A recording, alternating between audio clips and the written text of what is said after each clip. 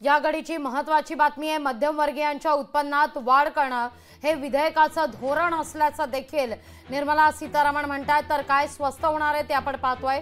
चामड्याच्या वस्तू आता स्वस्त होणार आहेत। नवे आयकर विधेयक न्यायाची संकल्पना पुढे नेणार आहे असं देखील सांगण्यात आलेलं आहे। ज्येष्ठ नागरिकांना आता टीडीएस मर्यादा 1 लाखांवर करण्यात आलेली आहे। त्यामुळे नवीन आयकर विधेयकामुळे गुंतागुंत कमी होणार असल्याचं म्हटलं जात आहे। We have periodically reduced their tax burden. Right after 2014, the nil tax slab was raised to 2.5 lakhs of rupees, which was further raised to 5 lakh rupees in 2019 and to 7 lakh rupees in 2023. This is reflective of our government's trust on the middle class taxpayers. I am now happy to announce that there will be no income tax payable up to income of 12 lakh rupees.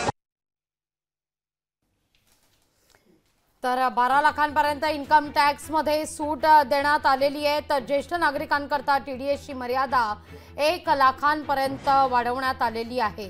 त्यामुळे नोकरदार वर्ग, कृषी, महिला, तरुण, शेतकरी अशा साऱ्यांच्या दृष्टिकोनातून काही महत्त्वाचे निर्णय या अर्थसंकल्पात झाल्याचं पाहायला मिळत आहे। 36 जीवनावश्यक औषधांना देखील करामधून सूट देण्यात आलेली आहे। भारतात तयार केलेले कपडे स्वस्त होणार आहेत। मोबाईल फोन हे स्वस्त होणार आहे। कॅन्सरची औषधं सुद्धा स्वस्त होणार आहेत। टीव्ही एलईडी स्वस्त होणार असल्याचं म्हटलं जात आहे। तर कॅन्सरच्या 36 औषधांवरची कस्टम ड्युटी देखील हटवलेली आहे। टीव्हीचे देशांतर्गत पाठ आता तयार होणार आहेत। त्यामुळे तोही खर्च आटोक्यात येईल। या सगळ्याविषयी बोलण्याकरता आपल्या सोबत मान्यवर स्टुडिओमध्ये सध्या उपस्थित आहेत। आपण मान्यवरांकडे जाणार आहोत आणि या सगळ्या संदर्भात प्रतिक्रिया सुद्धा आपल्याला जाणून घ्यायची आहे। याविषयी बोलण्याकरता भाजपचे प्रवक्ते प्रदीप पेशकार सर आपल्या सोबत जोडले गेलेले आहेत। तर शिवसेनेचे प्रवक्ते अरुण सावंत आपल्या सोबत स्टुडिओमध्ये उपस्थित आहेत। तर शिवसेना उद्धव बाळासाहेब ठाकरे पक्षाचे प्रवक्ते किशोर तिवारी सुद्धा आपल्या सोबत ऑनलाईन जोडले गेलेले आहेत। तुमच्या तिघांचा पुन्हा एकदा मनापासून स्वागत करते। अर्थसंकल्प सादर झाल्यानंतर काय पहिली प्रतिक्रिया आहे प्रदीप सर? खरं तर या अर्थसंकल्पातून सर्वसामान्यांच्या अपेक्षा पूर्ण झाल्यात असं मला वाटतं। मध्यमवर्गीय, नोकरदार यांच्यासाठी तर इन्कम टॅक्सचा स्लॅब तर महत्त्वाचाच आहे, परंतु त्याबरोबर गुड गव्हर्नन्स आणि ईज ऑफ लिव्हिंगकडे नेणारा अर्थसंकल्प असं म्हणता येईल।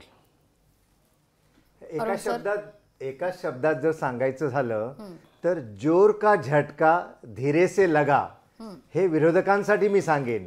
कारण ज्या प्रकारे सकाळी अर्थसंकल्प जाहीर होण्याच्या अगोदरच विरोधकांचे जे काही नेते वेगवेगळ्या टीव्ही चॅनेलवरती सांगत होते असं होणार तसं होणार वगैरे वगैरे, जसं काही अर्थसंकल्प त्यांना आदल्या रात्रीच मिळाला होता या प्रकारे ते त्याच्यावरती विरोध करत होते।